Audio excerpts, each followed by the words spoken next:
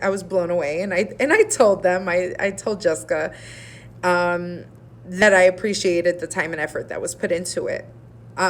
So when they called me and offered me the job, I had gotten a few offers already, and I was honestly holding out on this one. And I'm a huge believer in vibes. It was just such great vibes from everyone in the room. It was just, at the end of the interview, we were laughing and exchanging Facebook, information to follow each other. And it was ideal. It was exactly what I wanted and what I needed at the time. Jessica facilitated it all. She, found my resume, and she figured that I would be the best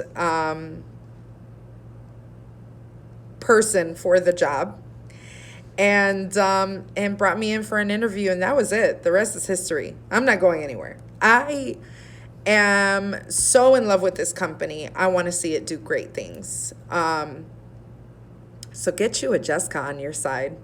Get you someone that is going to take your company and help you grow by leaps and bounds. Take someone that's going to show you results, because she does ignite results.